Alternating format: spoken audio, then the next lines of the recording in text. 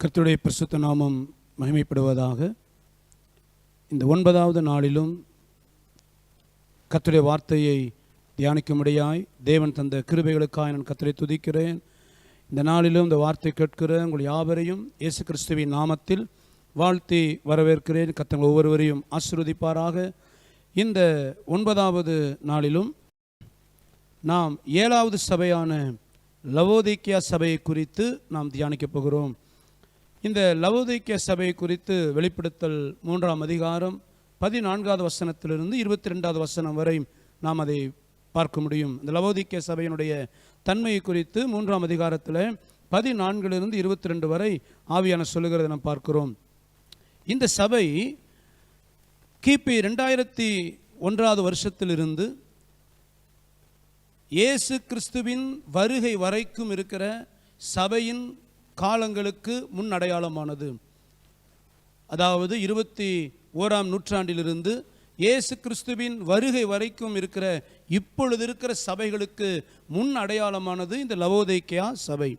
ஆகவே இந்த லவோதிக்கேயா சபை குறித்து நாம் கொஞ்சம் கருத்தாய் நாம் தியானிக்க வேண்டியது அவசியம். காரணம், இன்றைக்கு இருக்கிற சபையை குறித்து தான் இந்த லவோதிக்கேயா சபை என்கிற அந்த சபையின் தன்மை குறித்து ஆவியானவர் தீர்க்க தரிசனமாய் எழுதி வைத்திருக்கிறார்.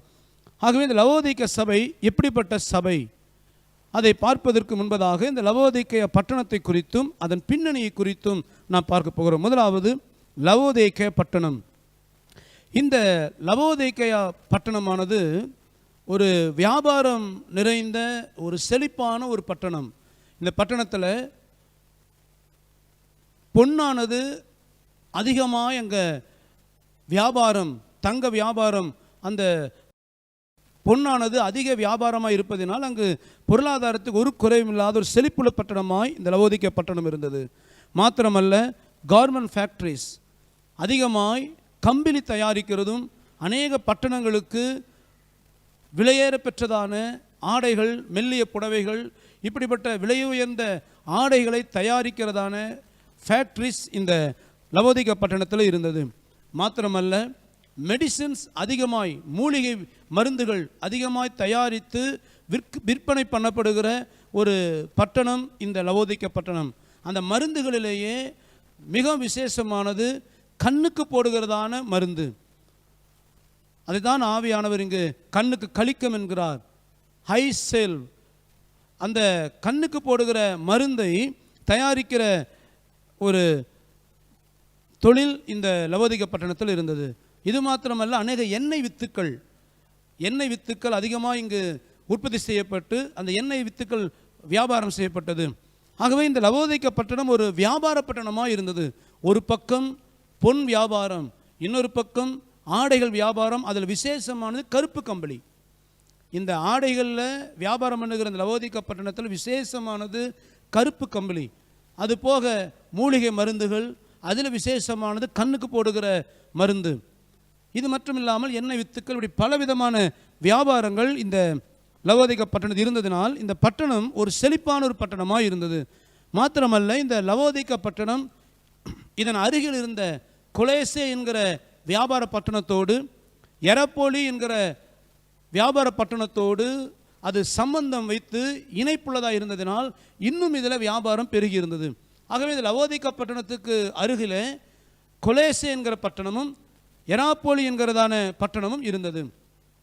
இந்த எராப்போலி கொலேசே பட்டணம், இதில் என்ன விசேஷம் என்று சொன்னால், இந்த எராப்போலி என்கிற பட்டணத்தில் வெந்நீர் ஊற்று இருக்கும். அங்கு வெந்நீர் ஊற்றுகள் ஏராளமாக இருக்குமாம். அந்த ஊற்றிலிருந்து வருகிறதான அந்த வெந்நீர் அங்கு இருக்கிறதான மனிதர்களுடைய வியாதியை சுகமாக்கும் மூலிகைத்தன்மை உள்ளதாக இருந்ததாம். ஆகவே அந்த எராப்போலி பட்டணத்தில் இருக்கிற அந்த வெந்நீர் ஊற்றில் எப்பேற்பட்ட வியாதியுள்ள மனிதர்களும் அந்த ஊற்று தண்ணீரில் குளித்து தங்கள் வியாதி சுகமாக்கி கொள்ளுகிற அளவுக்கு அந்த வெந்நீர் ஊற்று அது மிகவும் மருத்துவ குணமுள்ளதாக இருந்தது. அதே போல் இந்த கொலேசே பட்டணத்திலையும் அநேக நீரூற்றுகள், ஆனால் அந்த நீரூற்று குளிர்ந்த நீரூற்றுகளாக இருக்குமாம். அந்த குளிர்ந்த நீரூற்றில் மனிதர்கள் குளிக்கும் பொழுது அவங்க சரீரத்தினுடைய பலவீனங்கள் மாறி ஒரு புத்துணர்ச்சி உண்டாகுமாம். ஆக இந்த எராப்போலி பட்டணத்தில் இருக்கிற வெந்நீர் ஊற்று மருத்துவ குணம் உள்ளது. கொலேசே பட்டணத்தில் இருக்கிற குளிர்ந்த நீரூற்று மனிதனுடைய சரீரத்தை புத்துணர்ச்சி ஆக்கி உற்சாகப்படுத்துகிற நீரூற்று. இப்போ இந்த லவோதிக்கா பட்டணம் என்ன செய்தால் என்றால், இவர்களுக்குள்ள அந்த நீரூற்றுகள்லாம் கிடையாது, ஆனால் பணம் உண்டு, செல்வம் உண்டு. ஆகவே இவருடைய பண செல்வாக்கை வைத்து எராப்போலி பட்டணத்தில் இருக்கிற வெந்நீர் ஊற்றையும் கொலேசே பட்டணத்தில் இருக்கிறதான குளிர்ந்த நீரூற்றையும் இவர்கள் அதிக பண செலவு செய்து கால்வாய் வெட்டி அந்த வெந்நீர் ஊற்றையும் குளிர்ந்த நீரூற்றையும் தங்கள் பட்டணத்துக்குள்ளே கொண்டு வந்தார்கள். அந்த வெந்நீர் ஊற்றிலிருந்து குளிர்ந்த நீரூற்றிலிருந்து வருகிற தண்ணீரை தங்கள் பட்டணத்துக்கு கால்வாய் மூலமாய் கொண்டு வந்து அந்த தண்ணீரை உபயோகப்படுத்தி அந்த பட்டணத்தால் பிரயோஜனம் அடைந்தார்கள். ஆகவே இந்த லவோதிக்கா பட்டணம் ஒரு செழிப்புள்ள பட்டணம், வியாபார ரீதியான பட்டணமாக இருந்தது. மாத்திரமல்ல, வெந்நீர் ஊற்றி தண்ணீரையும் குளிர்ந்த நீரூற்று தண்ணீரையும் பயன்படுத்துகிற ஒரு பாக்கியமுள்ள பட்டணமாய் இந்த லவோதிக்கா பட்டணம் இருந்தது. அடுத்து லவோதிக்கா சபை. இந்த லவோதிக்கா சபை யார் உருவாக்கினது, யார் ஸ்தாபித்தது என்று சொல்லி தெளிவான விளக்கம் சொல்லப்படலை. ஆனால் இது ஆசியா கண்டத்தில் இருப்பதினால், இது அப்போஸ்தலனாகிய பவுலுடைய ஊழியத்தினால் இது ஆரம்பிக்கப்பட்டிருக்கலாம் என்று கருதப்படுகிறது. வாசிங்க, அப்போஸ்தல நடபடிகள் 19ஆம் அதிகாரம் 10வது வசனம். 2 வருஷ காலம் இப்படி நடந்ததினாலே ஆசியாவில் குடியிருந்த யூதரும் கிரேக்கருமாகிய எல்லாரும் கர்த்தராகிய இயேசுவின் வசனத்தை கேட்டார்கள். இந்த இடத்துல அப்போஸ்தலனாகிய பவுல் ஆசியா கண்டத்திலே ஊழியம் செய்யும் பொழுது அந்த பட்டணத்தில் தங்கியிருந்து அநேக இடங்களிலே அவர் அவுட்ரீச் மினிஸ்ட்ரி செய்த பொழுது அநேக சபைகளை அங்கு ஸ்தாபிக்கிறார்.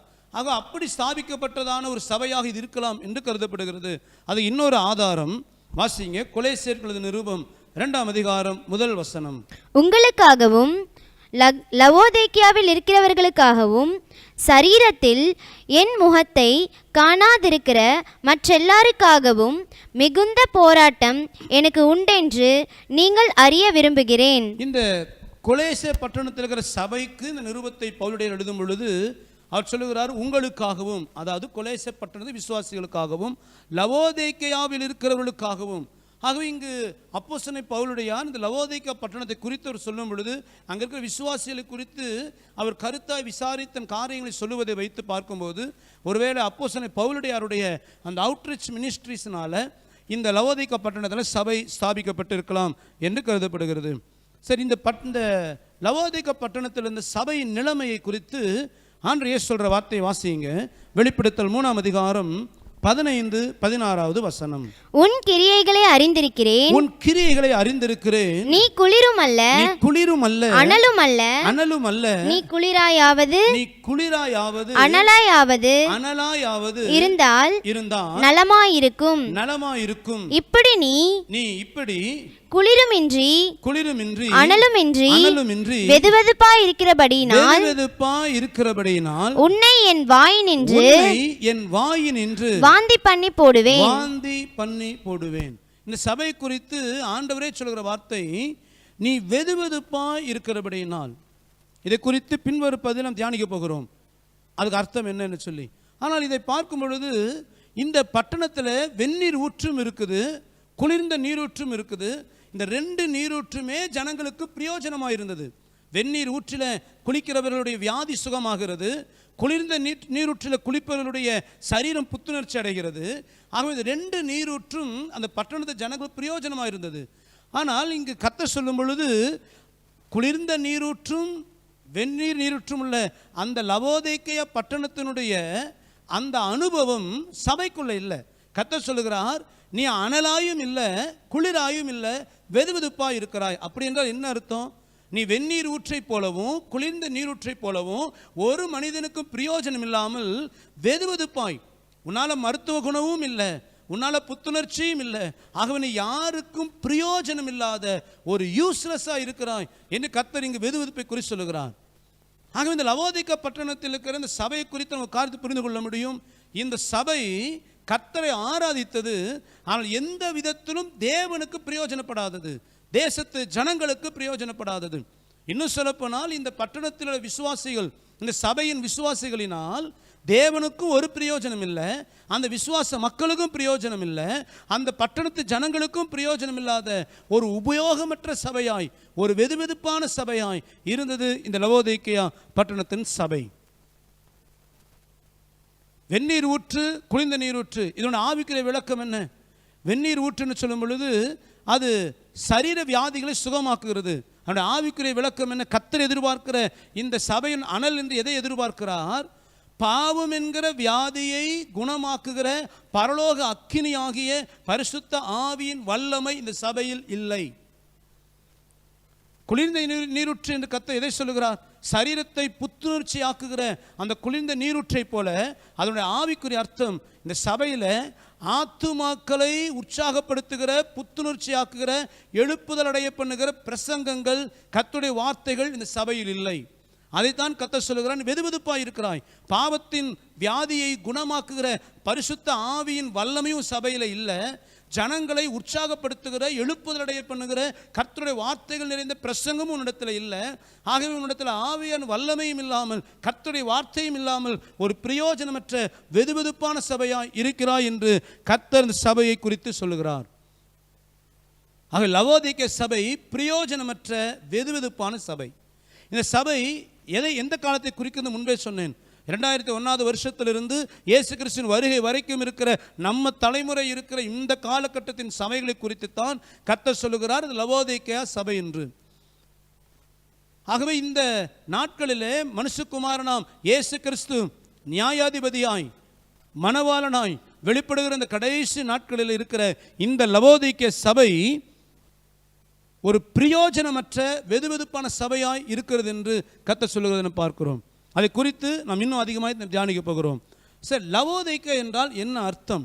லவோதிக்கேயா என்று சொன்னால் மக்களாட்சி என்று அர்த்தம். மக்களாட்சி என்று சொன்னால் என்ன நமக்கு நன்றாய் தெரியும். மக்களால் மக்களுக்காக தெரிந்தெடுக்கப்படுகிறதான பிரதிநிதிகள் மூலமாய் மக்கள் ஆளுகை செய்யப்படுவதற்கு பேர் தான் மக்களாட்சி. மக்களாக சேர்ந்து தங்களை ஆளுகை செய்கிற பிரதிநிதிகளை தெரிந்தெடுத்து அந்த பிரதிநிதிகளால் தங்கள் ஆளப்படுவதற்கு பேர் தான் மக்களாட்சி. இன்னும் சொல்ல போனால் மக்களே ஆளுகை செய்வது பேர் தான் மக்களாட்சி. ஆகவே இந்த லவோதிக்கேயா என்கிற அந்த பேரோட அர்த்தம் மக்களாட்சி. இன்னைக்கு உலகத்தில் பார்க்கிறோம், தேர்தல் மூலமாக, எலெக்ஷன் மூலமாக தேச தலைவர்களை தெரிந்தெடுக்கிறார்கள். இப்போ நம்ம தேசம் பார்த்தீங்கன்னா மக்களாட்சி உள்ள தேசம். எலெக்ஷன் மூலமாக, தேர்தல் மூலமாய் சட்டமன்ற உறுப்பினர் தேர்ந்தெடுக்கப்படுகிறார்கள், பாராளுமன்ற உறுப்பினர் தேர்ந்தெடுக்கப்படுகிறார்கள், முதலமைச்சர்கள் தேர்ந்தெடுக்கப்படுகிறார்கள், பிரதமர், எல்லாமே ஓட்டெடுப்பின் மூலமாய், தேர்தல் மூலமாக இவர்கள் தேர்ந்தெடுக்கப்படுகிறார்கள். இந்த பிரதிநிதிகள் எல்லாம் மக்களால் தேர்ந்தெடுக்கப்படுகிற பிரதிநிதிகள். எதற்காக எலெக்ஷன் மூலமாய் மக்கள் தேர்ந்தெடுக்கிறார்கள்? தங்களை இவர்கள் வழிநடத்தி போவதற்கு மக்களே தலைவர்களை தேர்ந்தெடுக்கிறார்கள். ஆக மக்களால் தேர்ந்தெடுக்கப்பட்டதான தலைவர்கள் ஆளுகை செய்வதற்கு பேர் தான் மக்களாட்சி. இந்த மக்களாட்சி உலகத்துக்கு ஒத்து போகலாம், உலகத்துக்கு சரியா இருக்கலாம். ஆனால் சபையில் மக்களாட்சி அல்ல, தேவனுடைய ஆளுகையே இருக்க வேண்டும். சபை என்று சொல்லும் பொழுது மக்கள் ஆளுகை செய்வதல்ல, அல்லது மக்களால் தெரிந்தெடுக்கப்பட்டதான மனிதர்கள் ஆளுகை செய்வதல்ல சபை. சபையில் மனித ஆளுகை அல்ல, அங்கு தேவனுடைய ஆளுகை இருக்க வேண்டும். ஆனால் லவோதிக்கேய சபை பெயருக்கு ஏற்றது போல மக்களாட்சி இருந்ததுனால தான் அந்த சபை வெதுவெதுப்பாய் மாறிப்போனது. ஆக சபையில் யார் ஆளுகை செய்யணும்? கர்த்தரை ஆளுகை செய்ய விரும்புகிறார். பழைய ஏற்பாட்டு எடுக்கும் பொழுது இஸ்ரவேல் ஜனம் கர்த்தரின் சபை. புதிய ஏற்பாட்டை எடுக்கும் பொழுது இயேசுவின் இரத்தத்தினால் கழுவப்பட்டதான ஜனம் கர்த்தரின் சபை. நீங்கள் பழைய ஏற்பாட்டில் இருக்கிற இஸ்ரவேல் ஜனங்கள் என்கிற சபையானாலும், புதிய ஏற்பாட்டில் இருக்கிறதான ஆவிக்குரிய சபையானாலும், இந்த சபையின் ஆளுநரும் தலைவரும் தேவனாகிய கர்த்தர் மாத்திரமே. அல்லேலூயா. ஒரு வார்த்தை வாசிங்க, 1 சாமுவேல் 8ஆம் அதிகாரம் 7ஆம் வசனம். அப்பொழுது கர்த்தர் சாமுவேலை நோக்கி ஜனங்கள் உன்னிடத்தில் சொல்வதெல்லாவற்றையும் அவர்கள் சொல்லை கேள். அவர்கள் உன்னை தள்ளவில்லை, நான் அவர்களை ஆளாதபடிக்கு என்னை தான் தள்ளினார்கள். இந்த வார்த்தை சாமுவேலை பார்த்து கர்த்தர் சொல்லுகிறார். சாமுவேல் காலம் வரைக்கும் கர்த்தரே நேரடியாக இஸ்ரவேல் என்கிறதான தம்முடைய சபையை ஆளுகை செய்து கொண்டிருக்கிறார். தீர்க்கதரிசிகள் மூலமாக, நியாயாதிபதிகள் மூலமாக, நல்ல ஆவிக்குரிய தலைவர்கள் மூலமாக கர்த்தரே வழிநடத்தி கொண்டிருக்கிறார். இப்போ இந்த சாமுவேலின் காலத்திற்கு இஸ்ரவேல் ஜனங்கள் புறஜாதி மக்களை பார்க்கிறார்கள். அவர்களுக்கு ராஜாக்கள் தலைவர்களாக இருக்கிறார்கள், ராஜாக்கள் திட்டம் போடுகிறார்கள், ராஜாக்கள் வழிநடத்துகிறார்கள், ராஜாக்களுடைய ஆளுகை தான் தேசங்கள் இருக்கிறது. இதை பார்த்த உடனே இந்த இஸ்ரவேல் ஜனங்கள் எங்களுக்கு ஒரு ராஜா வேண்டும் என்று சாமுவேலை கேட்கிறார். சாமுவேல் துக்கித்து அழுது கொண்டு இருக்கிறார். ஐயோ, இந்த ஜனங்கள் கர்த்தருடைய ஆளுகை தள்ளுகிறார்களே. அப்போ கர்த்தர் சாமுவேலை பார்த்து சொல்லுகிறார், சாமுவேலே, அந்த ஜனங்கள் சொல்றதெல்லாம் கேளுப்பா. அதுக்கு என்ன அர்த்தம்னா, அவன் கேட்பது சரி என்று கர்த்தர் சொல்லலை. அவர் சொல்லும்பொழுது சொல்லுகிறார், அவர்கள் உன்னை தள்ளலப்பா, நான் அவர்களை ஆளாதபடிக்கு என்னை தள்ளினார்கள். இது கர்த்தருடைய வேதனை. அப்போ சபையை, பழைய ஏற்பாட்டு சபையானாலும் கர்த்தர் தான் ஆளுகை செய்து கொண்டிருந்தார். அவர் தான் ஆளுகை செய்ய விரும்புகிறார். ஜனங்கள் அதை தள்ளி மக்களாட்சியை பழைய ஏற்பாட்டிலே விரும்பினார்கள். ஆக பழைய ஏற்பாட்டு சபையும் கர்த்தர் தான் ஆளுகை செய்ய விரும்பினார். புதிய ஏற்பாட்டு சபை பாருங்க, எபேசியர் 5ஆம் அதிகாரம் 23வது வசனத்தை வாசியுங்கள். கிறிஸ்து சபைக்கு தலையாய் இருக்கிறது போல, கிறிஸ்து சபைக்கு தலையாய் இருக்கிறது போல புருஷனும் மனைவிக்கு தலையாய் இருக்கிறான். அவரே சரீரத்திற்கு இரட்சகராய் இருக்கிறார். கிறிஸ்து சபைக்கு தலையாய் இருக்கிறாராம். அப்போ புதிய ஏற்பாட்டு சபையா இருந்தாலும் அதனுடைய ஆளுநர், அதனுடைய ஆலோசகர், அதனுடைய தலைவர், அதனுடைய வழிநடத்துகிற கைடு எல்லாமே தேவனாகிய கர்த்தர் மாத்திரமே. சபையின் தலைவர் கர்த்தர். ஆனால் இந்த லவோதிக்க சபை கர்த்தரை தள்ளிவிட்டு தங்களை தாங்களே ஆளுகை செய்து கொண்டார்கள். அதே போலதான் இந்த காலத்தில் சபைகளை பாருங்க. இன்றைய சபைகளில் உலகத்தில் எப்படி எலெக்ஷன் நடக்குதோ அதே சபைகள் எலெக்ஷன். இன்னைக்கு ஸ்தாபனங்களின் தலைவர்கள் எலெக்ஷன் மூலமாய் தேர்ந்தெடுக்கப்படுகிறார்கள். இதுக்கு பேர் தான் லவோதிக்கேய சபை. நான் சொல்லுகிற காரியத்தை ஒருவர் தவறாய் புரிந்து கொள்ளாதீங்க. ஆனால் இதுதான் சத்தியம். சபையில் தேவன் காரியம் செய்யும் பொழுது அது கர்த்தருடைய நடத்துதல் அங்கே இருக்கணும். மனிதனுடைய எலெக்ஷன் இருக்கக்கூடாது. இன்றைக்கி அநேக ஸ்தாபனங்களில் ஸ்தாபன தலைவரை தேர்ந்தெடுப்பதாக இருந்தாலும் சரி, அந்த ஸ்தாபனத்துக்கு ஒரு கமிட்டியை தேர்ந்தெடுப்பதாக இருந்தாலும் எலெக்ஷன் மூலமாய் உலக மனிதர்களைப் போலவே ஓட்டெடுப்பு நடத்தி செய்வதை நாம் பார்க்கிறோம். இது லவோதிக்கேய சபையின் வெதுவெதுப்பான தன்மை. ஒரு ஸ்தாபனமாக இருந்தாலும் சரி, சில சபைகளிலே கமிட்டி தேர்ந்தெடுப்பார்கள். அந்த கமிட்டியில் பார்த்தீங்கன்னா எலெக்ஷன் நடக்கும். அந்த எலெக்ஷனுக்கு பார்த்தீங்கன்னா ஊழியக்காரர்கள் மற்ற ஊழியர்களை அல்லது மற்ற விசுவாசிகளை பார்த்து பிரெயின் வாஷ் பண்ணுவது, அவர்களுக்கு உலகத்தானை போல பணத்தை லஞ்சமாய் கொடுப்பது, இது நடக்காதல்ல, நடப்பது. நான் கண்ணார பார்த்ததை சொல்லுகிறேன். ஒரு ஸ்தாபனத்தில் கமிட்டி மெம்பர்ஸ் எலெக்ஷன் நடக்கிறது. அந்த எலெக்ஷன் நடக்கும் பொழுது அந்த ஸ்தாபனத்தில் ஒரு சில ஊழியக்காரர்களை கமிட்டி மெம்பராக தெரிந்தெடுக்கணும். தெரிந்தெடுப்பதற்கு அந்த ஸ்தாபனத்தில் இருக்கிறதான ஊழியக்காரர்கள் ஓட்டு போடணும். அப்படி ஓட்டு போடுவதற்கு அந்த எலெக்ஷனில் நிற்கிறதான ஊழியக்காரர்கள் ஓட்டு போடுகிற மற்ற ஊழியக்காரர்களுக்கு ஓட்டு போடுகிற அன்று கரங்களிலே பணத்தை திணித்து எனக்கு ஓட்டு போடுங்கள் என்று சொன்னதை நான் கண்ணார பார்த்தேன். இதுக்கு பேர் தான் மக்களாட்சி, வெதுவெதுப்பான சபையான லவோதிக்கேய சபை. அப்போ சபையில் கமிட்டி இருக்கக்கூடாதா? இருக்கணும். அந்த கமிட்டி எலெக்ஷன் மூலமாக அல்லது மனிதனுடைய தந்திரங்களால் நடக்கக்கூடாது. பரிசுத்த ஆவியானவரே அந்த ஸ்தாபனத்து தலைவரை அபிஷேகம் பண்ணி அந்த ஸ்தாபனத்து தலைவரோடு பேசி கமிட்டிக்கு யார் நிற்க வேண்டும் என்கிற ஆலோசனை கர்த்தர் தர வேண்டும். ஆவியானவரால் நடத்தப்பட்டு கமிட்டி உருவாக்கப்பட வேண்டும். அதுக்கு பேர் தான் ஆவிக்குரிய சபை. ஆவியானவரால் நடத்தப்படுவதற்கு பேர் தான் ஆவிக்குரிய சபை. ஜனங்களால் நடத்தப்பட்டால் அது மக்களாட்சி உள்ள லவோதிக்கேய சபை. இன்னைக்கு அநேக சபைகளில் கமிட்டிக்கு போட்டி, பணத்தை செலவு செய்து எலெக்ஷன் என்று ஜெயிக்கிறார்கள். எதுக்கு? அந்த அதிகாரத்துக்காக, அந்த பதவிக்காக, அதில் வருகிற உலகப்பிரன் ஆசீர்வாதங்களுக்காக. இன்னைக்கு சபைகளும் ஒரு உலகத்தை போல எலெக்ஷன் நடத்துகிற ஒரு பரிதாபத்துக்குள்ள தள்ளப்பட்டது. ஆகவே தான் இந்த சபையை லவோதிக்கேய சபைக்கு அடையாளமாக ஆவியானவர் சொல்லுகிறார். அப்போ சபையில் கமிட்டி இருக்கக்கூடாது என்ற அர்த்தம் அல்ல. கமிட்டி இருக்கலாம், அது ஆவியானவரால் உருவாக்கப்பட வேண்டும். அந்த கமிட்டி அங்கத்தினரும் பரிசுத்த ஆவியானவரால் நிரப்பப்பட்டு நடத்தப்படுகிற ஊழியக்காரருக்கும் தேவ திட்டத்துக்கும் ஒத்தாசையாக இருந்து சபையிலே ஆவியான தன் கிரியை நடப்பிப்பதற்கு அவர்கள் ஆதரவாக இருக்க வேண்டும். அதற்கு பேருதான் ஆவிக்குரிய சபை. ஊழியக்காரர் ஆவியின் அபிஷேகம் நிரப்பப்பட்டிருக்க வேண்டும், ஆவியால் நடத்தப்பட வேண்டும். அந்த சபையில் ஆலோசனை கொடுக்கும்படி இருக்கிற அல்லது ஸ்தாபனத்தில் ஆலோசனை கொடுக்கும்படி இருக்கிற அந்த கமிட்டி மெம்பர்ஸ், அவர்கள் ஆவியால் நிரப்பப்பட்டு இருக்க வேண்டும், அவர்கள் ஆவியான திட்டத்தோடு இசைந்து நடக்க வேண்டும். அப்படி நடந்தால் அது வருகைக்கு ஆயத்தமாக இருக்கிற பிலதெல்பியா சபை. ஆவியை நடத்துதலே இல்லாமல் மனித ஆளுகை இருக்குமானால் அதற்கு பெயர் லவோதிக்கேயா சபை. இன்னைக்கு அநேக சபைகளில் ஏன் சாட்சி இல்லை? அநேக சபைகள் இருக்கிற பட்டணத்தில், இருக்கிற கிராமங்களில், இருக்கிற தேசத்தில் ஏன் எழுப்புதல் உண்டாக்க முடியல? இந்த மனித ஆளுகை, மனிதனுடைய சித்தத்தின்படி உருவாகிறதான கமிட்டி, மனித ஆளுகை நடத்தப்படுகிற கமிட்டி, ஊழியர்களுக்கும் இந்த கமிட்டிக்கும் உள்ளதான பயங்கர போராட்டங்கள், அது கோர்ட் கேஸ் வரைக்கும் போய் இன்றைக்கு சபைக்குள்ள பஞ்சாயத்து பண்ணுவதற்கு உலக தலைவர்கள் வந்து நிற்க வேண்டிய ஒரு பரிதாபம் இன்னைக்கு சபைகளில். இது லவோதிக்கேயா சபையின் அடையாளம். உங்களுக்கு தெரியுமா எத்தனை சபையில் இன்றைக்கு கோர்ட்டில் கேஸ் இருக்கிறது? கமிட்டி மெம்பர்ஸ் போட்ட வழக்கு, ஊழியக்காரர் போட்ட வழக்கு, இந்த வழக்கு நிமித்தம் பூட்டப்பட்ட சபைகள், பஞ்சாயத்து பண்ணப்பட்டதான சபைகள். காரணம் மனித ஆளுகை சபைகளில். இதை தியானிக்கும் பொழுது ஒரு காரியத்தை புரிந்து கொள்ளுங்க. இந்த லவோதிக்கேயா சபை என்பது நாம வாழ்கிற இந்த காலம். இந்த லவோதிக்கேயா சபை நீ பார்த்தீங்கன்னா இந்த சபை வருகைக்கு ஆயத்தம் இல்லாத சபை. அவர் நம்மை கொஞ்சம் நிதானித்து இந்த சபை குறித்து தியானிக்கும் பொழுதே, நான் லவோதிக்கேயா சபையை போல் இருக்கிறேனா, அல்லது நேற்று தினத்தில் பார்த்தோமே வருகைக்கு ஆயத்தமாக இருந்த பிலதெல்பியா சபை, அந்த பிலதெல்பியா சபையை போல் நான் இருக்கிறேனா? கொஞ்சம் நம்ம நிதானிக்க போகிறோம். இந்த லவோதிக்கேயா பட்டணம் ஆவிக்குரிய சபை என்கிற போர்டு வைத்திருந்தது.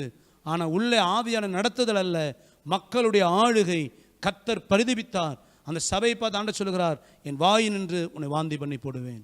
எனக்கு அருமையானவர்களே, சபை என்று சொல்லும் பொழுது நான் ஆரம்பத்தில் சொல்லுகிறேன், அது ஒன்று உங்களையும் என்னையும் குறிக்கிறது, ரெண்டாவது நாம் இருக்கிறதான அந்த ஐக்கியத்தை குறிக்கிறது.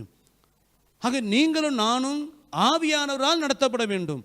நம்முடைய மாம்ச எண்ணங்களாலேயோ அல்லது மனிதனுடைய சித்தங்களாலேயோ நாம் நடத்தப்படக்கூடாது. நம்முடைய எல்லா விதமான காரியமும் ஆவியானவரால் நடத்தப்பட வேண்டும். அதே போல சபையில் எந்த ஒரு காரியமும் மனித ஆளுகையில் இருக்கக்கூடாது. ஆவியானவர் என்ன சொல்லுகிறார்? நீங்க அப்போஸ்தலர் நடபடிகள் 13ஆம் அதிகாரம் முதல் 2 வசனம் 3 வசனம் வாசித்து பாருங்க. அந்தியோகியா அந்த பட்டணத்தில் இருக்கிற விசுவாசி கூடிய ஜெபிக்கிறார்கள். அந்த விசுவாசியின் ஐக்கியத்தில் தான் பவுலும் இருக்கிறார், பர்னபா இருக்கிறார். அந்த இடத்துல கூடி ஜெபிக்கும் பொழுது ஆவியானவர் பலமாக இறங்கி சொல்லுகிறார், இந்த பவுலையும் பர்னபாவையும் நான் அவர்களுக்காக வைத்திருக்கிற ஊழியத்துக்கு பிரித்து விடுங்கள். ஆவியானவர் பேசுகிறார். உடனே சபை கூடினது. பவுலையும் பர்னபாவையும் அழைத்தார்கள், முழங்கால் படியில் வைத்தார்கள், கையை வைத்து ஜெபித்து ஆவியானவர் உங்களை ஊழியத்துக்கு அழைக்கிறார், போங்க 2 பேரும்.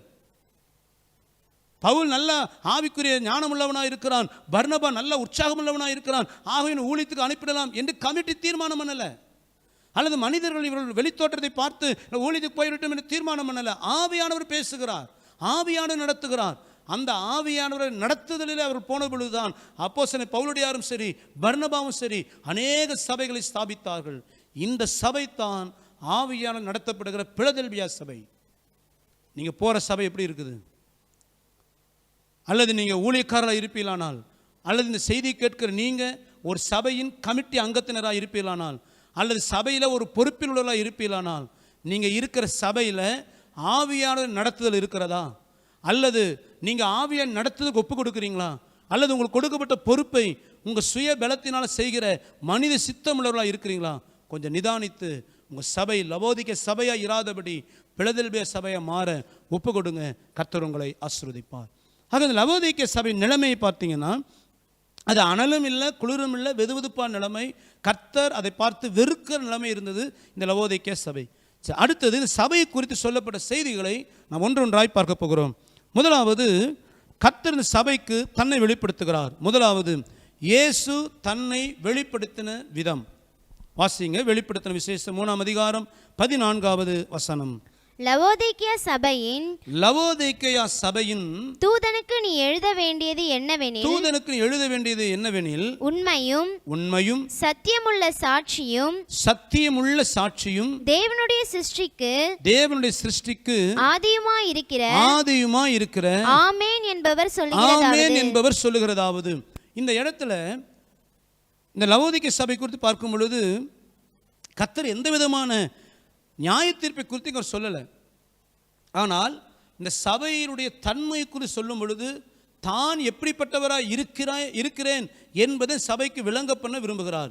முதலாவது பார்த்து சொல்லுகிறார் பாருங்க, தேவனுடைய சிருஷ்டிக்கு ஆதியுமாயிருக்கிற ஆமேன் என்பவர் சொல்லுகிறதாவது.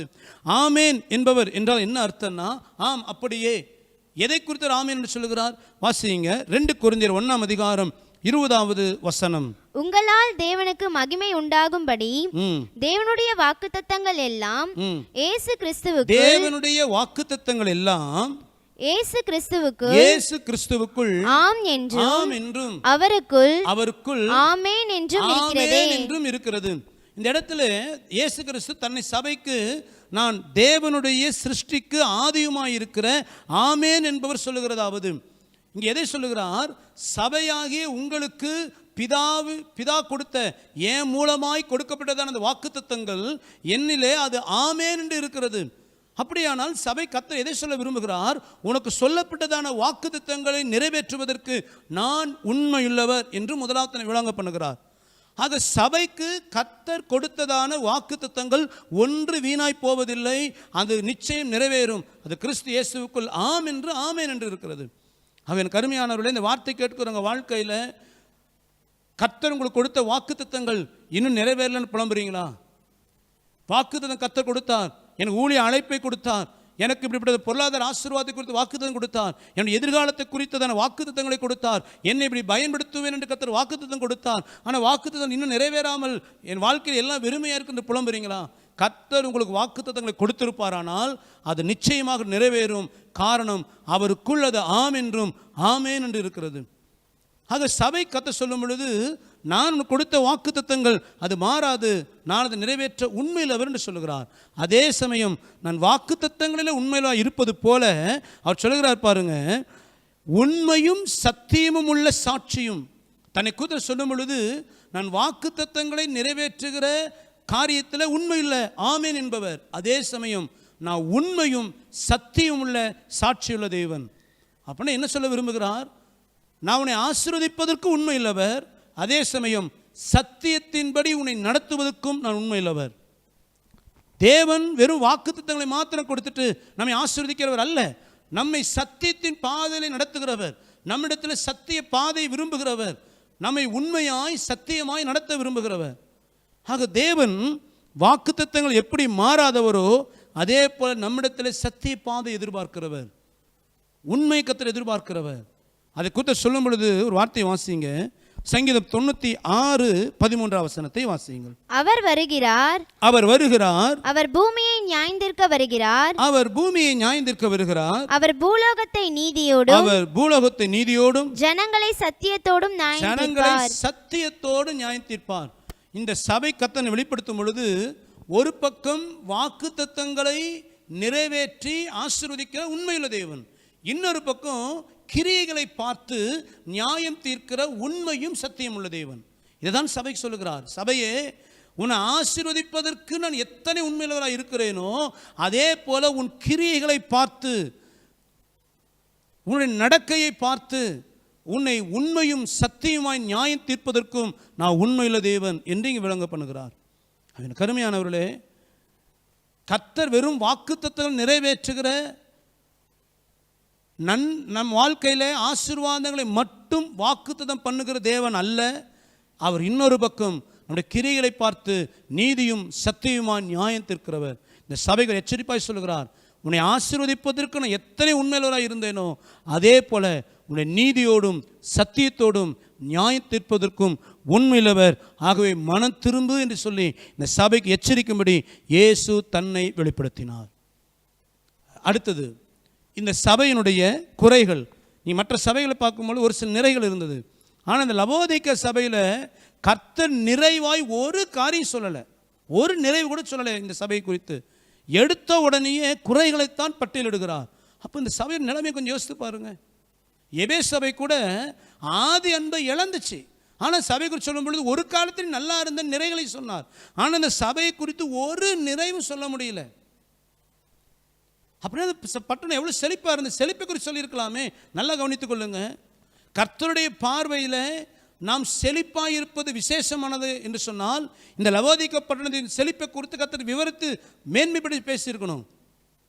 இந்த லவோதிக்கா பட்டணம் செழிப்பாக இருந்ததுனால் கொடுப்பதில் எவ்வளோ உற்சாகமாக இருந்திருப்பாங்க, காணிக்கு எவ்வளோ கொடுத்துருப்பாங்க, தசமாக எவ்வளோ கொடுத்துருப்பாங்க. ஆனால் கர்த்தர் பாருங்க அதெல்லாம் இங்கே பட்டியலே போடலை. அப்போ கர்த்தருடைய பார்வையில் ஆவிக்குரிய கிரியை என்று வரும் பொழுது காணிக்கை தசம பாகங்களை காட்டிலும் அவர் விரும்புகிற பரிசுத்த நடக்கைகளுக்குரிய கிரியைகளைத்தான் கர்த்தர் பெரிதாய் விரும்புகிறார். ஆக இந்த சபையில் ஒரு நிறைவில்லை, குறைகளையே கர்த்தர் சொன்னார். என்னென்ன குறை இந்த சபையில் இருந்தது? முதலாவது வெளிப்படுத்தல் 3ஆம் அதிகாரம் 15 17 வரை. உன் கிரியைகளை அறிந்திருக்கிறேன், உன் கிரியைகளை அறிந்திருக்கிறேன், நீ குளிரும் அல்ல, நீ குளிரும் அல்ல, அனலும் அல்ல, அனலும் அல்ல, நீ குளிராயாவது, நீ குளிராயாவது, அனலாயாவது, அனலாயாவது இருந்தால் நலமாயிருக்கும், நலமாயிருக்கும். இப்படி குளிருமின்றி, நீ குளிருமின்றி, அனலுமின்றி, வெதுவெதுப்பாய் இருக்கிறபடியினால் உன்னை என் வாயினின்று வாந்தி பண்ணி போடுவேன். நீ நிர்பாக்கியம் உள்ளவனும் பரிதபிக்கப்படத்தக்கவனும் தரித்திரனும் குருடனும் நிர்வாணியுமாய் இருக்கிறதை அறியாமல் நான் ஐஸ்வர்யவான் என்றும் திரவிய சம்பன்னன் என்றும் எனக்கு ஒரு குறைவும் இல்லை என்றும் சொல்லுகிறபடியால் போதும். இந்த 3 வசனங்களில் இந்த சபைகளில் என்னென்ன குறைகள் என்று கர்த்தர் பட்டியலிடுகிறார். ஒவ்வொன்றாக நாம் பார்க்க போகிறோம். முதலாவது 15ஆம் வசனத்தை கர்த்தர் சொல்லும் பொழுது, நீ குளிரும் அல்ல அனலும் அல்ல, நீ குளிராயாவது அனலாயாவது இருந்தால் நலமாயிருக்கும். ஆரம்பத்தில் இந்த சபை குறித்து சொல்லும் பொழுது சொன்னேன், இந்த சபையில் அனலும் இல்லை குளிரும் இல்லை, வெதுவெதுப்பு என்பது பிரயோஜனமற்ற நிலை என்று நாம் பார்த்தோம். இந்த சபையில் அந்த பட்டணத்தில் இருந்தது போல வெந்நீர் ஊற்றுக்கான அடையாளமும் இல்லை, குளிர்ந்த நீரூற்றுக்கான அடையாளமும் இல்லை. இந்த வசனத்தை தியானிக்கும் பொழுது ஒரு காரணத்தை கவனிங்க. சில நேரங்களில் இந்த குளிர் அல்லது அனல் என்று சொல்லும் பொழுது சில இடத்துல பிரசங்கம் பொழுது நம்ம கேட்டிருக்கலாம். நான் தவறு என்று சொல்லவில்லை, ஆனால் அந்த வசனத்தின் அர்த்தத்தை நம்ம முதல்ல தெளிவாக புரிந்து கொள்ளணும். நீ குளிராக இருக்கக்கூடாது, நீ அனலாக இருக்குன்னு கர்த்தர் விரும்புகிறார் என்று நான் பிரசங்கிப்பதை கேட்டிருக்கிறோம். ஆனால் கர்த்தர் என்ன சொல்லுகிறாரு? நீ குளிராயாவது அனலாயாவது இருந்தால் நலமாக இருக்கும். அப்போ குளிர் இங்கே நல்லதுன்னு கர்த்தர் சொல்லுகிறார். அப்போ இங்கே சொல்லப்படுகிற குளிர் என்பது ஆவிக்குரிய வாழ்க்கையிலே குளிர்ந்து போன நிலைமை அல்ல. அது புரிந்து கொள்ளுங்க. இந்த வசனம் அநேகத்தை தியானிக்கும் பொழுது ஆவிக்குரிய வாழ்க்கையில் குளிராக இருக்கக்கூடாது என்று சொல்லுவதை கேட்கிறோம். ஆனால் இந்த இடத்துல கர்த்தர் குளிர் என்று சொல்லுவது ஆவிக்குரிய வாழ்க்கையில் குளிர்ந்து போன நிலைமை குறித்து சொல்லலை. அப்படி சொல்லியிருந்தால் நீ குளிராக இருப்பது நலமாக இருக்குமே என்று கர்த்தர் சொல்லியிருக்க வேண்டிய அவசியம் இல்லை. அப்போ குளிரும் இங்கே பிரயோஜனம் என்று கர்த்தர் சொல்லுகிறார். இங்கே சொல்லப்படுகிற குளிர் ஆவிக்குரிய வாழ்க்கையில் பின்வாங்கி போன தன்மை அல்ல. ஆகவே தான் இந்த வசனத்தை புரிந்து கொள்வதற்கு இதன் பின்னணியை பார்க்க வேண்டும். அந்த லவோதிக்கா பட்டணத்தில் எரப்போலி பட்டணத்திலிருந்து வந்த வெந்நீர் ஊற்று இருந்தது. அந்த வெந்நீர் ஊற்று சரீர வியாதியை சுகமாக்கினது. கொலேசே பட்டணத்திலிருந்து வந்த குளிர்ந்த நீரூற்று இருந்தது. அது சரீரத்தை உற்சாகப்படுத்தி ஜனங்களை உற்சாகத்துக்குள் வைத்திருந்தது. ஆகவே கர்த்தர் இந்த 2 குணாதிசயத்தில் சபைக்குள் எதிர்பார்க்கிறார். என்ன எதிர்பார்க்கிறார்? நீ பாவம் என்கிற வியாதியை குணமாக்குகிற பரிசுத்த அக்கினியாகிய ஆவியானுடைய வல்லமையால் நிரப்பப்பட்டிருந்தால் எவ்வளவு நலமாயிருக்கும்.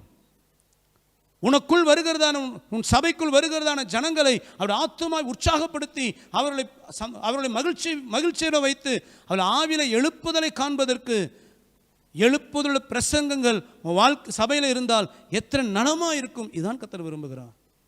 அப்போ சபையில் இந்த 2 காரியம் இருக்கணும். ஒன்று என்ன?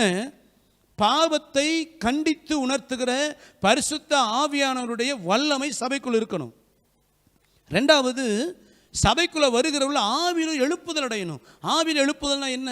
அவனுடைய பழைய மனுஷனுக்குரிய சுவாபங்கள் வேறு இருக்கப்பட்டு அவள் ஆவியிலே புதிதாய் மாறினவர்களாய் நல்ல ஆவிக்குரிய சுவாபம் உள்ளவர்களாய் நான் இன்னும் கர்த்தருக்காய் வாழ வேண்டும், இன்னும் கர்த்தருக்காய் ஊழியம் செய்யணும், இனி கர்த்தருக்காய் நான் பிரயோஜனப்படணும், வருகைக்கு ஆயத்தமாக வேண்டும் என்று அவர் எழுப்புதல் அடைவதற்கு ஏற்ற பிரசங்கங்கள் சபையில் வெளிப்பட வேண்டும். இதுதான் கர்த்தர் சபைக்குள்ளே எதிர்பார்க்கிறார். ஆகவே ஆண்டவர் இங்கு குளிர் என்று சொல்லுவது சபைக்குள் இருப்பவர்களை எழுப்புதலடைய பண்ணுகிற அனலுள்ள பிரசங்கங்களை கர்த்தர் சொல்லுகிறார். ஆகவே தான் கர்த்தர் சொல்லுகிறார், உன்ட்ட அது இருந்தாவது நலமா இருக்குமேப்பா. அனல் என்று கர்த்தர் சொல்லுகிறது பாவத்தில் இருக்கிற ஜனங்களை ரட்சிப்புக்குள் நடத்தி அவர்கள் பாவங்களிலிருந்து விடுதலை பெற்றுக் கொடுக்கிற ஆவியான வல்லமை இந்த 2 சபைக்குள் இருக்கணும். ஆனால் ஆண்டவர் சொல்றது ஏதோ ஒன்றாவது இருந்தால் நல்லா இருக்குமே. வெளியில் இருக்கிற பாவிகளை தான் நீ ரட்சிக்கல, ஆனால் உள்ள இருக்கிற விசுவாசிகளாகிலும் எழுப்புதலுடைய பிரசங்கம் இருந்தால் நலமாக இருக்குமே. இந்த 2ம் இந்த சபையில் இல்லை. இன்றைக்கு இருக்கிற லவோதிக்கா சபையில், இந்த லவோதிக்கா சபையில் எப்படி இந்த காரியங்கள் இருந்ததோ அதே பொழுது இன்றைக்கு இருக்கிற சபையின் நிலைமையும் பரிதாபமாக இருக்கிறது. வெளியில் இருக்கிற ஜனங்கள் பாவத்தின் அடிமைத்தனத்தில் இருப்பது குறித்து ஒரு கவலையும் இல்லை. சபைக்குள்ள வருகிற ஜனங்களுடைய வாழ்க்கையிலையும் ஒரு எழுப்புதல், ஒரு பாரம்பரிய கிறிஸ்தவ வாழ்க்கை. நேற்று தினத்தில் பிலதெல்பியா சபை குறித்து நாம் தியானிக்கும் பொழுது, பிலதெல்பியா சபையின் காலங்களிலே எழுப்புதல் பிரசங்கங்கள், எழுப்புதல் கூட்டங்கள், ஜனங்கள் ரட்சிக்கப்பட்டார்கள். சபையில் இருக்கிற ஜனங்கள் எழுப்புதல் அடைந்தார்கள், ஊழியக்காரர்களாய் மாறினார்கள், வருகைக்கு ஆயத்தமாக முடித்தால் அர்ப்பணித்தார்கள், பாவத்தை வெறுத்து சாட்சியை வாழ ஒப்பு கொடுத்தார்கள். ஆனால் இன்றைய காலகட்டத்தில் இருக்கிற சபைகளை பாருங்க, உலகத்துக்கும் சபைக்கும் வித்தியாசமே இல்லை. ஆகவே தான் சொன்ன, உலகத்துக்குள்ள எப்படி எலெக்ஷன், அந்த எலெக்ஷனில் ஜெயிப்பதற்கு லஞ்சம், ஊழல், இதெல்லாம் இன்னைக்கு சபைகளுக்குள்ள இருக்கிறது. இன்னைக்கு சபைகளுக்குள்ள அந்த உலகத்தினுடைய அருவருப்பு உள்ளே புகுந்தபடியினால் இன்னைக்கு சபையில் எந்த விதமான அனலும் இல்லை, குளிரும் இல்லை, ஒரு பிரயோஜனமற்ற நிலை இன்னைக்கு சபைகளுக்குள்ள. ஒரு வாகனம் இருக்குது, இன்ஜின் ஸ்டார்ட் ஆயிடுச்சு, கீர் போடாமல் நியூட்ரல்லையே இருக்குது வண்டி. ஆனால் இன்ஜின் ஓடிட்டு தான் இருக்குது, ஆனால் வண்டி என்ன செய்யாது, மூவ் ஆகாது. ஆனால் இன்ஜின் சத்தம், இன்ஜின் நல்லா தான் இருக்குது, இன்ஜினுடைய சத்தம் இருக்குது, வண்டி பார்க்க நல்லா இருக்குது, டயர் இருக்குது, எல்லாம் இருக்குது.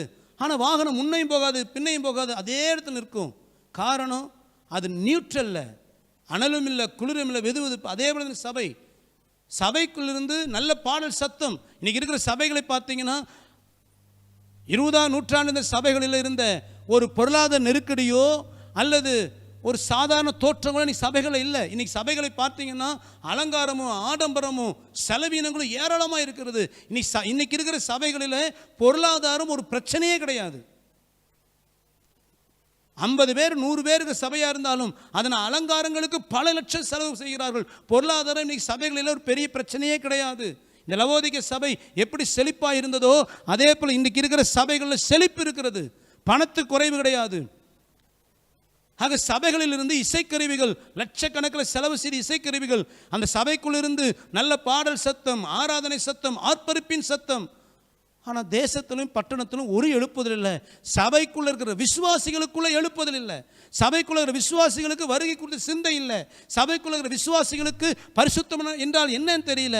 ஆனால் அந்த சபையில் சத்தம் கேட்கிறது, ஆர்ப்பரிப்பின் சத்தம். இந்த நியூட்ரல் இருக்கிற வாகனத்தின் இன்ஜின் சத்தம் போல ஒரு பிரயோஜனம் இல்லை.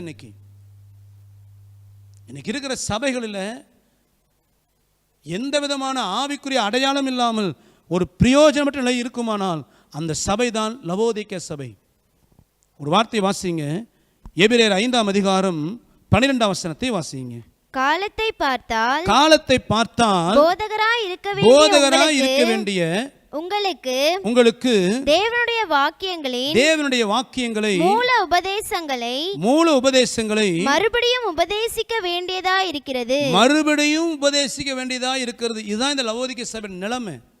இன்னைக்கு இருக்கிற சபை விசுவாசி நிலைமை இதுதான். காலத்தை பார்த்தால் போதகராக இருக்கணுமா? 20 வருஷம் விசுவாசி, 30 வருஷம் விசுவாசி, இவங்க சபைக்கு வந்து கேட்ட பிரசங்கங்களின் கணக்குகளை பார்த்தால், இவங்க ரட்சிக்கப்பட்ட காலங்களை பார்த்தால் இவர்கள் போதகர்களாய் மாறி இருக்கணும். ஆனால் இவர்களுக்கு பவுல் சொல்கிறாரு, உங்களுக்கு இன்னும் மூல உபதேசம் சொல்லணும். ஏனென்றால் இவர்களுக்கு வளர்ச்சி இல்லை, சத்திய அறிவு இல்லை. இதுதான் லவோதிக்கா சபையின் நிலைமை. என்றைக்கு இல்லாத அளவுக்கு இன்றைக்கு ஆராதனை என்கிற பெயரில் ஆர்ப்பரிப்பின் சத்தங்கள் சபைகளுக்குள்ள உண்டு. ஆனால் சத்தியத்தை பகுத்து போதிக்கிற எழுப்புதலின் பிரசங்கங்கள் இன்னைக்கு சபைகளில் இல்லை. காரணம், இன்னைக்கு சபைகள் அந்த அனலையும் இழந்து குளிரையும் இழந்து ஒரு நியூட்ரல், வெதுவெதுப்பாய், ஒரு பிஸ்னஸ் போல, ஒரு உலக மனிதனுடைய வாழ்க்கை போல சபைகள் மாறிவிட்டதனால் இன்னைக்கு விசுவாசத்தில் வளர்ச்சி இல்லை. பல வருஷம் சபைக்கு போகிறார்கள், ஜெபிக்க தெரியல. பல வருஷம் சபைகள் போகிறார்கள், ஸ்தேவான் என்ற யார் என்று தெரியல. ஒரு முறை ஒரு சபையினுடைய சண்டே கிளாஸ் டைரக்டர், வேறு சபைக்கு போகிறவங்க, அவனுக்கு ஃபோன் பண்ணி கேட்டாங்க, பாஸ்டர் எனக்கு சண்டே கிளாஸில் ஒரு கிளாஸ் எடுக்கணும். ஆகவே ஒரு மிஷினரி ஸ்டோரியும் இரத்த சாட்சியாக மரித்த ஒரு மிஷினரியுடைய ஸ்டோரி, வேதத்தில் இரத்த சாட்சியாக மரித்த ஒரு மனிதனுடைய ஸ்டோரி, அது ரெண்டு எனக்கு சொல்லுங்களேன் என்று கேட்டார்கள். அப்படி தான் ஒரு மிஷினரியுடைய ஸ்டோரி சொன்னேன். வேதத்திலிருந்து ஸ்தேவானை குறித்து சொன்னேன்.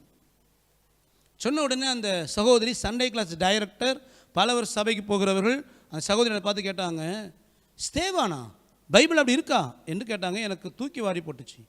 அவனை பார்த்து கேட்டேன், ஸ்தேவான் கேள்விப்பட்டது இல்லையா? கேள்விப்பட்டதே இல்லையே பாஸ்டர், ஸ்தேவான் எங்கே இருக்குது? Sunday class director. இதான் லவோதிக்க சபையின் நிலைமை.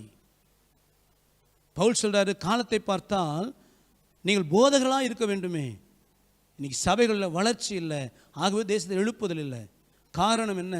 இன்னைக்கு சபைகளில் சத்திய உபதேசங்களை காட்டிலும் பிரசங்கங்களை காட்டிலும் ஆர்ப்பரிப்பும் இசையும் இன்னிசையும் பண்டிகை கொண்டாட்டங்களும் இன்னைக்கு சபைகளில் பெருகிவிட்டது. அதே போல் இன்னொரு வார்த்தையோட வாசிங்க, மத்த 23ஆம் அதிகாரம் 27, 28 வாசிங்க. மாயக்காரராகிய வேதபாரகரே, மாயக்காரராகிய வேதபாரகரே, பரிசேயரே, உங்களுக்கு ஐயோ, உங்களுக்கு ஐயோ, வெள்ளையடிக்கப்பட்ட கல்லறைகளுக்கு ஒப்பாய் இருக்கிறீர்கள். வெள்ளையடிக்கப்பட்ட கல்லறைக்கு ஒப்பாய் இருக்கிறீர்கள். அவைகள் புறம்பே அலங்காரமாய் காணப்படும், அவைகள் புறம்பே அலங்காரமாய் காணப்படும், உள்ளேயோ மரித்தவர்களின் எலும்புகளினாலும் சகல அசுத்தத்தினாலும் நிறைந்திருக்கிறது. அப்படியே இங்க ஆண்டவர் சொல்லும் பொழுது, பரிசேயரையும் வேதபாரகரையும் பார்த்து சொல்லும் பொழுது, வெள்ளையடிக்கப்பட்ட கல்லறைகளே என்று சொல்லுகிறார். வெளியில பார்த்தா நீங்க அலங்காரமா இருக்கிறீங்க, ஆனா உள்ள அது அசுத்தமா இருக்கிறதே. இது யாரை குறித்து ஆண்டு சொல்லுகிறாருன்னா, இன்றைக்கு இருக்கிற சபைகளை குறித்து பார்த்தீங்கன்னா, வெளிப்புறத்தில் அலங்காரமான கட்டடங்கள், அலங்காரமான காரியங்கள், பகட்டான காரியம். சபைகளில் பண்டிகைக்கு செலவினங்கள் ஏராளம், பல லட்சம் செலவு செய்து பண்டிகைகள் கொண்டாடுகிறார்கள், கட்டடங்களை அலங்கரிக்கிறார்கள், அநேக விதமான காரியங்களை செய்வதற்கு உற்சாகம் காண்பிக்கிற இந்த சபைகள் வெளியே அலங்காரம், ஆனால் உள்ள இருக்கிற விசுவாச மக்களோ அவர்கள் எப்படி கல்லறைக்குள்ள இருக்கிற அந்த பிணம் நாற்றம் எடுத்திருக்குமோ அதே போல சபைக்குள்ள இருக்கிறதான பாவத்தில் இருக்கிற ஜனம், சாபத்தில் இருக்கிற ஜனம், வேத சத்தியத்தை அறியாதிருக்கிற ஜனம், வருகைக்கு ஆயத்தம் இல்லாதிருக்கிற இந்த ஜனங்களை சீர்படுத்துவதற்கு அந்த உற்சாகத்தை சபையில் காண்பிப்பதில்லை. கட்டடத்தை அலங்காரம் பண்ணுவது காண்பிக்கிற உற்சாகம் விசுவாச மக்களை உருவாக்குவதற்கு சபை காண்பிக்கல. இதை தான் கர்த்தர் சொல்ல, வெள்ளையடிக்கப்பட்ட கல்லறை. இன்றைக்கு அநேக சபைகள் வெள்ளையடிக்கப்பட்ட கல்லறையா இருக்கிறது. கட்டடத்துக்கு மேல கட்டடம், அலங்காரத்துக்கு மேல அலங்காரம். சபைகளில் விலையேற பெற்றதான மின் விளக்குகள், கண்ணாடி அலங்காரங்கள், பலவிதமான லட்சக்கணக்கான செலவு செய்து அலங்காரம் பண்ணுகிறார்கள். பண்டிகை கொண்டாடுவது உற்சாகமாக இருக்கிறார்கள். ஆனால் உள்ள இருக்கிற விசுவாசிகளை உருவாக்குவதற்கு உற்சாகம் இல்லை. அவங்க வருகைக்கு ஆயத்தமாக்கணுமே, அவங்க பாவ வாழ்க்கையிலிருந்து மனம் திரும்பணுமே. இன்னைக்கு சபைகளில் இந்த உற்சாகம் இல்லாமல் உலக வழிபாடுகள் சபைகளுக்கு வந்து விட்டதனால் சபைகள் லவோதிக்க சபையை போல வெதுவெதுப்பாய் மாறிடுச்சு.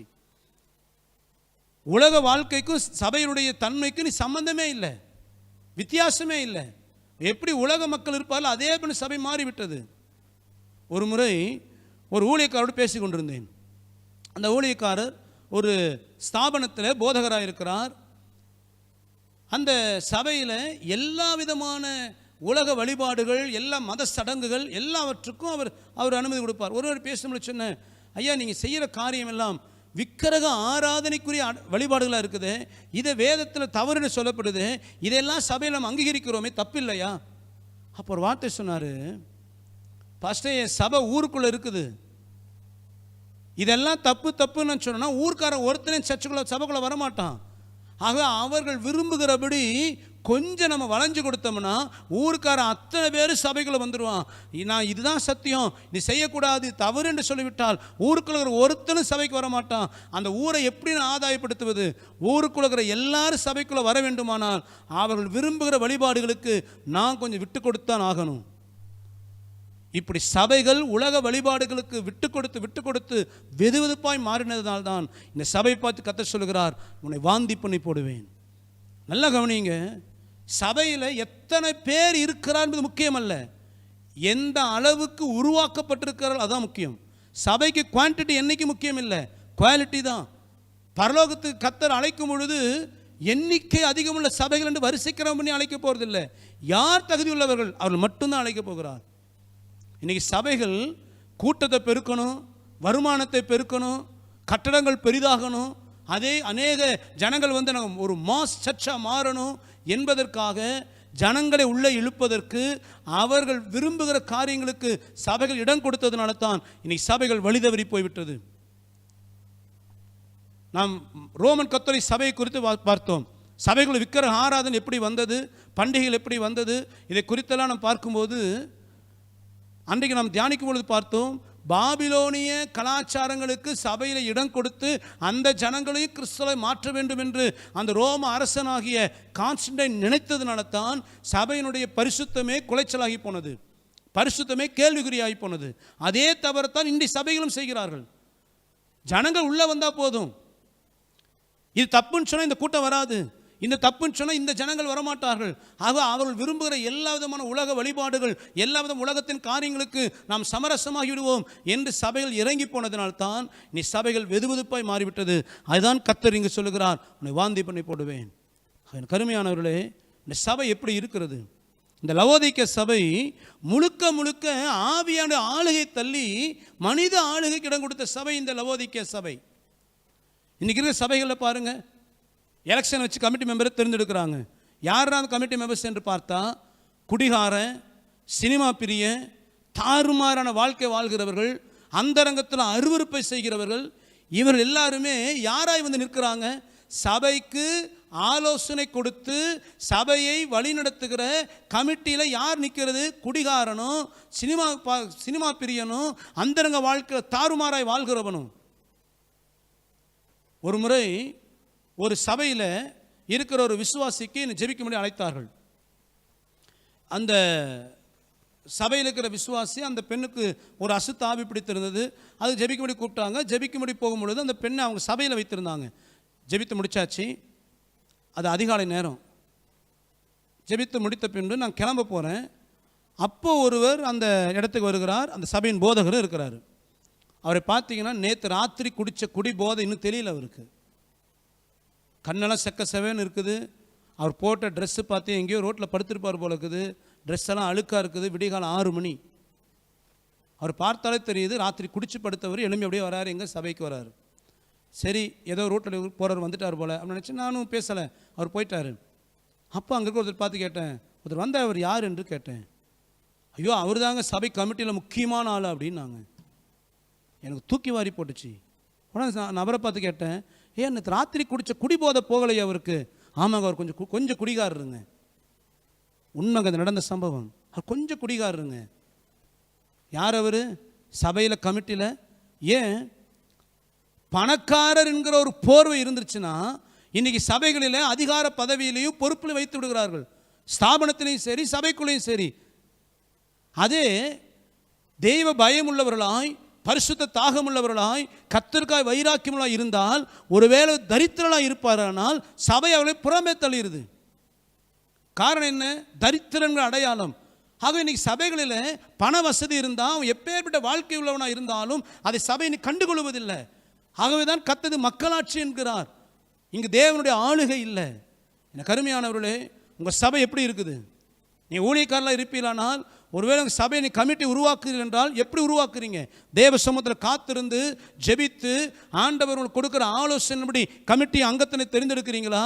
அல்லது யார் தசமாக கொடுப்பார்கள், யாரை நம்ம கமிட்டியில் சேர்த்துனா அவங்களால சபைக்கு ஆதாயம் வரும், யாருக்கு இந்த பொறுப்பை கொடுத்தால் அவர்கள் நமக்கு பிரயோஜனமாக இருப்பார்கள் என்று மனிதனுடைய வெளித்தோற்றத்தை பார்த்து, பண செல்வாக்கை பார்த்து நீங்கள் தெரிந்தெடுக்கிறீங்களா? தேவ சமூகத்தில் காத்து தெரிந்தெடுக்கிறீங்களா? இயேசுவை பாருங்க, விடிந்தால் 12 அப்போஸ்தலரை செலக்ட் பண்ணணும். ஏசு என்ன பண்ணியிருக்கலாம்? அவரே பார்த்து, ஏப்பா பேதுரு வாப்பா, நீ வாப்பா, நீ வாப்பா, இவர் ரொம்ப வேண்டப்பட்டவன் கூப்பிட்டுருக்கலாம். ஏசு தேவாதி தேவன் மனிதனாக இந்த பூமிக்கு வந்த பொழுதே அவர் ராத்திரி எல்லாம் ஜெபித்தாராம். எதற்கு ஜெபிக்கிறாரு? விடிந்த 12 பேரை செலக்ட் பண்ணணும். யார் அந்த 12 பேர் என்பதை பிதாவினிடத்தில் கேட்டு இயேசு வந்து கூட்டம் கூடி இருக்குது, 12 பேரை நீ வா, நீ வா, நீ வா கூட்டு நிற்க சொல்கிறார். இந்த 12 பேர் தான் அப்போஸ்தலர்கள். யாரிடத்துலையும் ஓட்டெடுப்பு எடுக்கல, யாரிடத்துலையும் வாக்கெடுப்பு எடுக்கல, யார்கிட்டையும் ஆலோசனை கேட்கல, பிதாவிடம் கேட்டார். அந்த ஆலோசனைக்கு மற்ற சீசர்கள் ஒத்துழைத்தார்கள். இதுதான் ஆவிக்குரிய சபை. அந்த சபையின் போதகர் இயேசு 12 அப்போஸ்தலர் கமிட்டியாக உருவாக்குறாரு. மற்ற விசுவாசிகள்லாம் அதுக்கு ஆமோதித்தார்கள். அதான் நல்ல ஆவிக்குரிய ஐக்கியம் உள்ள சபை. நம்ம சபை அப்படி இருக்கா? கொஞ்சம் யோசித்து பாருங்க. அது சபைகளில் எலெக்ஷன் வைப்பது, மனித ஆலோசனை நடப்பது முற்றிலும் தவறு தவறு தவறு. அது லவோதிக்க சபையின் அடையாளம். சபையில் ஆவியானவர் மட்டும் ஆளுகை செய்யணும். கமிட்டி தெரிந்தெடுக்கப்பட்டாலும் கமிட்டி சபை ஆளுகை பண்ணக்கூடாது. கமிட்டி அங்கத்தினர் இருப்பீர்களானால், ஊழியக்காரருக்கு கர்த்தர் தரிசனத்தை கொடுப்பாரானால் அந்த தரிசனத்தோடு இணைந்து கமிட்டி செயல்படணும். அதே போல் ஊழியக்காரரும் கர்த்தரிடத்தில் ஆலோசனை கேட்காம மாமிசப்படி செயல்பட்டு நான் தான் சர்வாதிகாரி போக்காய் நடக்கவும் கூடாது. ஊழியக்காரனும் கர்த்தர் சமூகத்தில் அமர்ந்து ஆலோசனை கேட்கணும். அந்த கர்த்தருடைய தரிசனத்துக்கு கமிட்டி அங்கத்தினர் ஒத்துழைக்கணும். இதுதான் வருகைக்கு ஆயத்தமாக இருக்க பிலதெல்பியா சபை. மனித ஆளுகை இருக்குமானால் அது லவோதிக்கேய சபை. அப்படிப்பட்ட லவோதிக்கேய சபை மனம் திரும்பாவிட்டால் நிச்சயமாக ஒரு பரிதாபமான சூழ்நிலை வருகையில் அந்த சபை காணப்படும். உங்களை பிலதெல்பியா சபை கர்த்தர் அழைக்கிறான். நீங்கள் பிலதெல்பியா சபையை மாற கர்த்தர் அழைக்கிறான். மனம் திரும்புங்க, வருகைக்கு ஆயத்தமாகுங்க. கர்த்தர் உங்களை ஆஸ்வதிப்பார். நம்ம எல்லாரும் இருக்கிறதுல முழங்கால் படியிட்டு ஒரு கண்களை மூடி நம்ம நிதானித்து பார்ப்போமா? நான் எந்த சபையின் விசுவாசியாக இருக்கிறேன்? நான் போகிற சபை எப்படிப்பட்ட சபை? கொஞ்சம் நிதானித்து பார்ப்போம். ஒருவேளை ஆவியார் நடத்துதல் நமக்குள்ளே இல்லாவிட்டால் நாம் லவோதிக்க சபையின் விசுவாசிகளாக இருக்கிறோம்.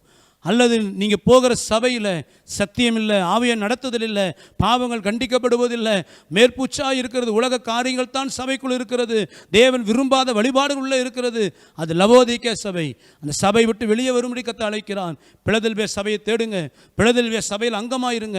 ஆவியானவர் அசைவாடுகிற சபையில், சத்தியம் பிரசங்கிக்கப்படுகிற சபையில், உங்களை வருகைக்கு ஆயத்தமாக்குகிற சபையில் நீங்கள் அங்கமாக இருப்பீர்களானால் உங்களை அந்த சபை உருவாக்கும். நீங்கள் பிலதெல்பியா விசுவாசிகளாக மாறுவீங்க. வருகையில் எடுத்துக்கொள்ள படுவீங்க. இன்னைக்கு மனம் திரும்புவோமா? கர்த்தர் வருகை சமீபமாக இருக்கிற நாட்களில் நம்ம எல்லாரும் மனம் திரும்பி, ஆண்டவரே பிலதெல்பியா சபையாராய் மாற உதவி செய்யும். எல்லாரும் கேட்போமா? ஸ்தோத்திரம் ஸ்தோத்திரம் ஸ்தோத்திரம். கர்த்தர் நல்லவர் நல்லவர் நல்லவர். ஸ்தோத்திரம் ஸ்தோத்திரம் ஸ்தோத்திரம். எங்கள் அன்பின் பரலோகத்தின் நல்ல பிதாவே, ஆண்டவராம் இயேசு நாமத்திலே நாங்கள் செபிக்கிறோம். கர்த்தாவே, இந்த நாள் பேச நல்ல வார்த்தைகளுக்காக நன்றி செலுத்துகிறோம். நாங்கள் பிலதெல்பியா சபை விசுவாசிகளைப் போல வாழணும்னு நாங்கள் விரும்புகிறோம்ப்பா. லவோதிக்க சபையின் விசுவாசிகளுடைய ஆண்டவர் தன்மை எங்களுக்குள்ளே இருக்குமானால், எங்கள் சபைக்குள் இருக்குமானால் நாங்கள் மனம் திரும்பி உம்மோடு ஒப்புரவாகி ஆண்டவரே உமக்காக நாங்கள் சாட்சியாக நிற்க கர்த்தர் உதவி செய்யும். ஆண்டவரே, இந்த செய்தி கேட்ட ஒவ்வொருவரையும் ஆசீர்வதியும், கிருபை தாங்கட்டும். இயேசுவின் நாமத்தில் ஜெபிக்கிறோம் நல்ல பிதாவே, ஆமேன். என் ஆத்துமாவே கர்த்தரை ஸ்தோத்திரி, முழுள்ளமே பரிசுத்த நாமத்தை ஸ்தோத்திரி. என் ஆத்துமாவே கர்த்தரை ஸ்தோத்திரி, கர்த்தர் செய்த சகல உபகாரம் மறவாதே. ஆமேன். என் பிதாவாகிய தேவனுடைய அன்பும் கர்த்தராகிய இயேசு கிறிஸ்துவின் கிருபையும் பரிசுத்த ஆவியானுடைய ஐக்கியம் சமாதானம் வழிநடத்துதல் இன்றும் இன்று சதா காலங்களில் நம் அனைவரோடும் இருப்பதாக. ஆமேன் ஆமேன் ஆமேன்.